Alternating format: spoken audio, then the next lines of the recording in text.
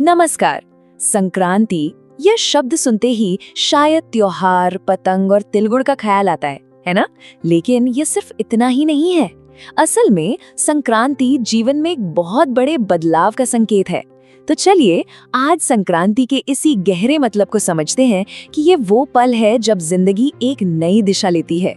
ये बात संक्रांति की पूरी सोच को एक लाइन में बता देती है। ये कैलेंडर की कोई आम तारीख नहीं है, बल्कि एक इशारा है, एक मौका है खुद से ये पूछने का कि क्या हम पुरानी राह पे ही चलते रहेंगे या अब वाकई एक नई दिशा में कदम बढ़ाने का वक्त आ गया है। तो सबसे पहले संक्रांति के इसी संदेश को थोड़ा और करीब से समझते हैं, क्योंकि ये सिर्फ आसमान में ग्रहों की चाल का मामला नहीं है, बल्कि इसके पीछे एक बहुत गहरा मतलब छिपा हुआ है। अच्छा, ज्योतिष के हिसाब से देखें तो संक्रांति का मतलब बड़ा सीधा है। ये वो पल है जब सूर्य एक राशि को छोड़कर दूसरी में प्रवेश करता है। मतलब एक बदलाव, एक नई शुरुआत। ये एक तरह से हमें याद दिलाता है कि इस दुनिया में कुछ भी ठहरा हुआ नहीं है, सब कुछ हमेशा चलता रहता है। लेकिन इसका असली संदेश आसमान के तारों में नहीं, बल्कि हमारी अपनी जिंदगी में छिपा है। संक्रांति बस ये याद दिलाती है कि जैसे सूर्य सही समय पर अपनी दिशा बदलता है, ठीक वैसे ही हमें भी अपनी जिंदगी में सही वक्त पर बदलाव लाने की हिम्मत दिखानी चाहिए। अब इस बदलाव के आइडिया को समझने के लिए दो बहुत ही कमाल के उदाहरण हैं। एक है सूर्य और दूसरी है पतंग। चलिए देखते हैं कि ये दोनों हमें क्या सिखाते हैं। कभी सूर्य के बारे में सोचिए।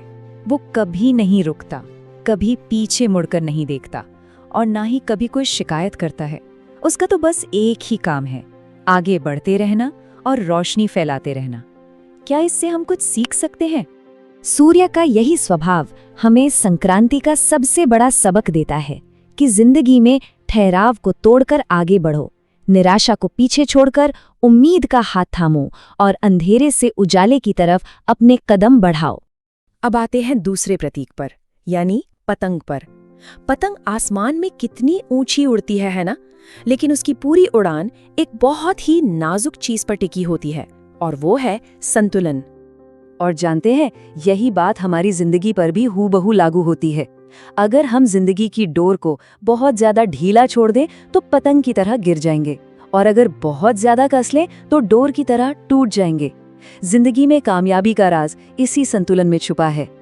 तो सवाल ये है कि जिंदगी में ये संतुलन आखिर आता कैसे है? इसका जवाब छिपा है छोड़ने और अपनाने की कला में। देखिए, संक्रांति एक मौका है, एक तरह का रीसेट बटन। ये हमें कहता है कि जो पुराना बोझ है, जैसे बीती हुई नाराजगी, पुराने गिले शिकवे या वो डर जो हमें रोके हुए हैं, उसे अब उतार फेंको और उसकी जगह नई सोच, नए साहस और नई उम्मीद को अपनाओ। ये खुद को एक नई शुरुआत देने जैसा है। इस त्योहार का एक और गहरा दर्शन तो इसके स्वाद में छिपा है। जी हाँ, तिल और गुड़ की मिठास में। यहाँ तिल जो है वो जिंदगी के कड़वे अनुभवों का प्रतीक है, जो कभी ना कभी तो आएंगे ही, और गुड़ उस मिठास का प्रतीक है जिसे हमें हर हाल में अपने अंदर बनाए रखना है। इन दोनों को मिलाकर ही तो जिंदगी का असली स्वाद बनता है। तिल और गुड़ का ये मेल हमें एक बहुत सीधी सी लेकिन गहरी बात सिखाता है कि जिंदगी में कड़वे पल तो आएंगे, पर हमें अपने अंदर की और अपनी बातों की मिठास को कभी खोना नहीं है। तो अब इन सभी विचारों को जब हम एक साथ मिलाते हैं तो हम पहुंचते हैं सबसे जरूरी बात पर, और वो है हमारी निजी संक्रांति।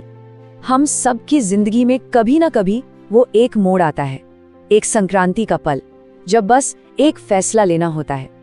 सवाल बस इतना सा होता है, क्या हम अतीत के दुखों में ही उलझे रहेंगे या फिर हिम्मत करके आगे बढ़ेंगे?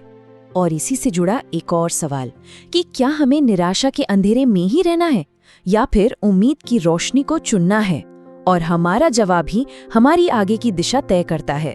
और आखिर में जो इंसान उस एक निर्णायक पल में बदलाव को चुन लेता है, जो आगे बढ़ने का फैसला कर लेता है, असल मायनों में संक्रांति तो वही मनाता है।